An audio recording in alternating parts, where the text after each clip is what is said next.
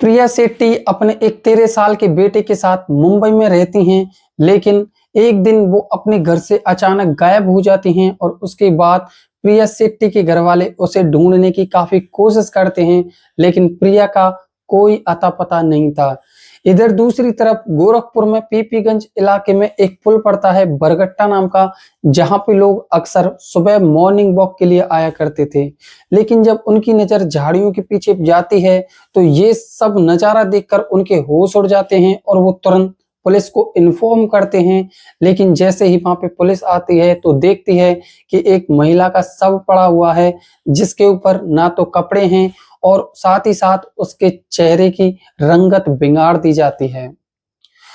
Police को समझने में देर नहीं लगता है कि इस महिला के ऊपर कपड़े और इसके चेहरे को बिगाड़ दिया गया है, उसकी पहचान छुपाने के लिए ये सारा काम किया गया है। और उसके बाद पुलिस डेड बॉडी को पोस्टमार्टम के लिए भेज देती है। लेकिन अब सवाल ये पैदा होता है कि आखिर इस महिला का मुंबई की रहने वाली प्रिया शेट्टी के साथ क्या रिश्ता था, आखिर ये कौन थी? दोस्तों जानेंगे आगे वीडियो में। लेकिन उससे पहले अगर आपने हमारी वीडियो लाइक और चैनल सब्सक्राइब नहीं किया है तो वीडियो को लाइक करके चैनल को सब्सक्राइब जरूर कर लेना, क्योंकि ऐसी ही इंटरेस्टिंग, सच्ची और रहस्यमय घटनाएं हम आपके लिए लाते रहते हैं। उसके बाद पुलिस अपनी इन्वेस्टिगेशन करना शुरू कर देती है और अपनी दो टीमें बनाती हैं, जिनमें से पहली टीम का काम होता है उस महिला के बारे में जानकारी करना और दूसरी टीम का काम होता है इस इलाके में लगे सभी कैमरों के सीसीटीवी फुटेज को चेक करना। उसके बाद दूसरी टीम को सफलता मिल जाती है और वो दो ऐसे सीसीटीवी फुटेज देखती है जिसमें एक ऑटो में एक आदमी दो औरतों के साथ बैठ के जा रहा है और उधर दूसरी फोटो में वही आदमी एक स्कूटी से उन दोनों औरतों को लेके जा रहा है। उसके बाद पुलिस ऑटो नंबर से ऑटो को ट्रेस करके ऑटो मालिक तक पहुंच जाती है और उससे बड़ी सख्ताई से और सीसीटीवी फुटेज को दिखा के पूछताछ की जाती है। तो वो उस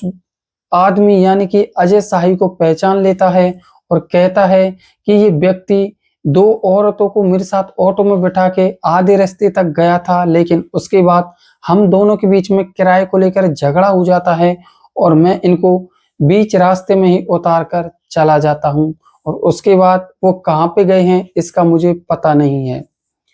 लेकिन पुलिस स्कूटी नंबर को ट्रेस करके फिर से स्कूटी मालिक के पास पहुंच जाती है और उससे पूछताछ करना शुरू कर देती है। और स्कूटी का जो मालिक होता है वो बताता है कि अजय सहाय इस देर रात तक इस स्कूटी को मंगाता है और उसके बाद अपने घर पे आ जाता है। लेकिन उसके बाद उस दामाद को गिरफ्तार कर लिया जाता है और उससे बड़ी सख्ती से पूछताछ की जाती है। लेकिन उसके बाद वो ऐसी एक खौफनाक घटना सुना देता है जिसने पुलिस के भी होश उड़ा के रख दिए थे। अजय साई पुलिस वालों को बताता है कि मैं इससे पहले मुंबई में जॉब किया करता था, जहां पे मुझे करीब 1 से 1.5 लाख रुपए अच्छी खासी इनकम हो जाती थी। लेकिन वहीं पे ही उसी ऑफिस में प्रिया शेट्टी भी काम किया करती थी और काम के ही दौरान हम दोनों के बीच में मुलाकात हो जाती है और उसके बाद हम दोनों साथ में एक किराए पे कमरा लेके रहना शुरू कर देते हैं।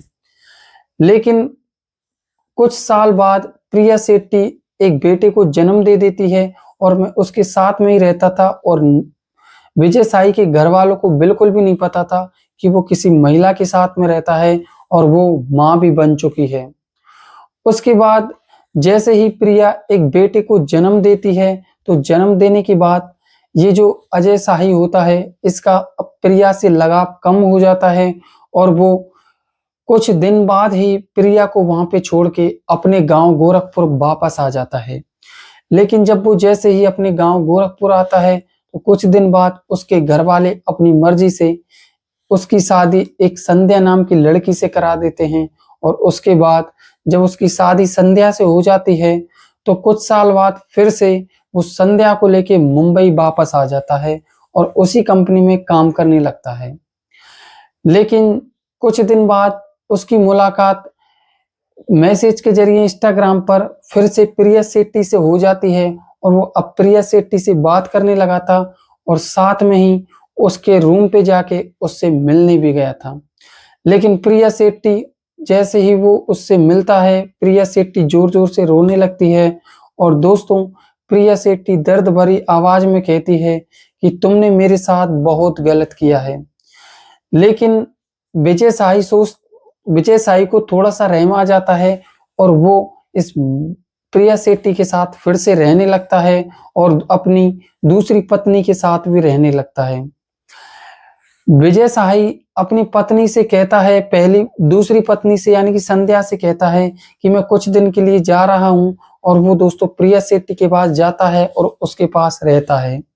लेकिन इस बात का धीरे-धीरे संध्या को पता लग जाता है और वो अजय साई से काफ़ी ज़्यादा लड़ने लगती है और जब उससे लड़ती है तो दोस्तों ये सोचता है इन दोनों को साथ में मिला दूँ और मैटर क्लोज़ कर लूँगा। लेकिन जब संध्या को वो अपनी पहली पत्नी प्रिया से मिलाता है तो दोस्तों ये दोनों आपस में झगड़ा करने लगती हैं और अजय साई को छोड़ने के लिए कोई भी तैयार नहीं थी। संध्या गुस्से में आकर अपने घर वालों को ये अजय साई का पूरा सारा मामला अपने घर पे बता देती है और इस संध्या का जो पिताजी होता है ये अजय साई से कहता है कि तुम इन दोनों को लेकर गांव वापस आ जाओ, यहाँ पे फैसला कर लेंगे और बात कर लेंगे। लेकिन अजय साई इन दोनों को लेके गोरखपुर के लिए वापस रवाना हो लेता है और जब गोरखपुर पहुंचता है तो वहां पे एक किराए पे रूम लेता है और उसमें दोस्तों एक दिन के लिए ठहरता है। जब वहां पे ठहरता है तो दोस्तों प्रिया शराब की आदी हो चुकी थी और विजय साई और प्रिया और साथ में संध्या जो होती है ये दोस्तों शराब पीना शुरू कर देते हैं। ये जो संध्या प्रिया होती है काफी ज्यादा शराब पी लेती है और शराब के नशे में अजय साई को धमकी देने लगती है, अगर तुमने मेरे साथ यहाँ पे कुछ गलत किया तो मैं तुम्हें बर्बाद कर दूंगी।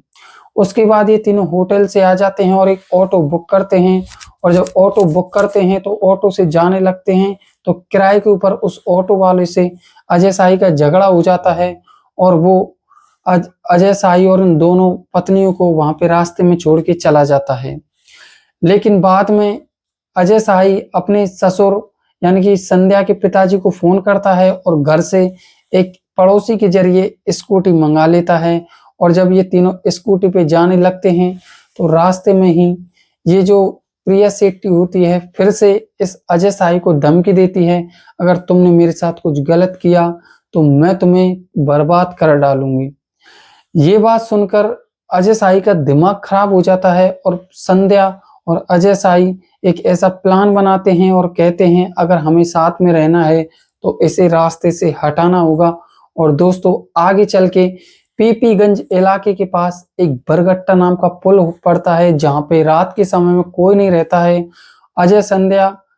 दोनों उतरकर इस प्रिया शेट्टी की गला दबा के हत्या कर देते हैं और हत्या करने के बाद उसके बदन से सारे कपड़े उतार लेते हैं और उसके जेवर उतार लेते हैं और साथ में ही उसके चेहरे को बुरी तरीके से बिगाड़ देते हैं।